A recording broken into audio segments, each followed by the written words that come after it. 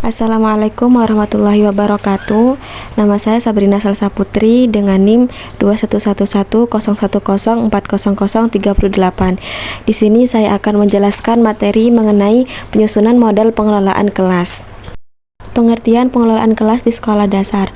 Menurut Syaful Bahri Jamah, pengelolaan kelas adalah keterampilan guru menciptakan dan memelihara kondisi belajar yang optimal dan mengembalikannya bila terjadi gangguan dalam proses interaksi edukasi. Dengan kata lain, kegiatan-kegiatan untuk menciptakan dan mempertahankan kondisi yang optimal bagi terjadinya proses interaksi edukasi.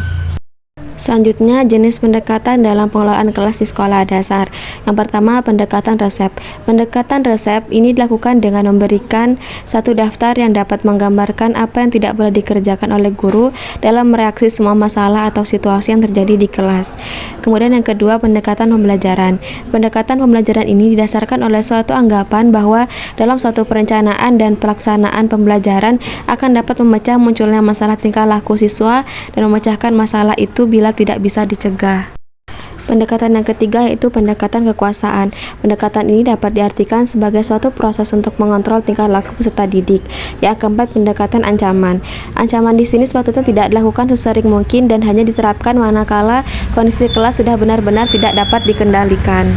Pendekatan yang kelima yaitu proses kelompok. Pendekatan kerja kelompok dengan model ini membutuhkan kemampuan guru dalam menciptakan momentum yang dapat mendorong kelompok-kelompok di dalam kelas menjadi kelompok yang produktif.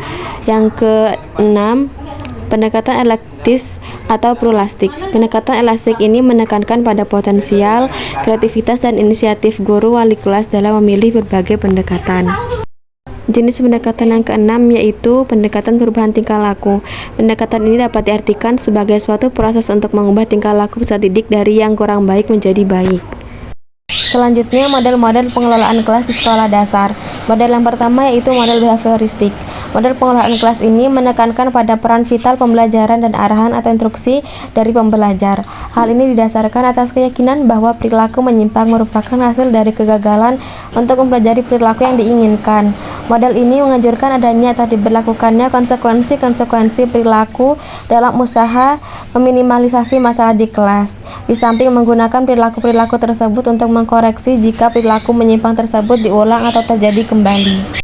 Model yang kedua yaitu model konstruktivitis. Sebagai pancaran dari aliran konstruktivitis, tentunya model ini lebih berpihak pada pendekatan pada pembelajaran student center seperti pada model pembelajaran humanistik dan model demokratif.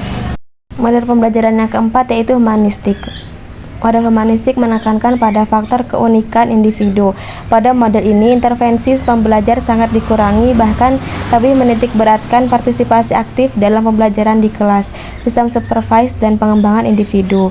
Model pembelajaran yang keempat yaitu demokrasi.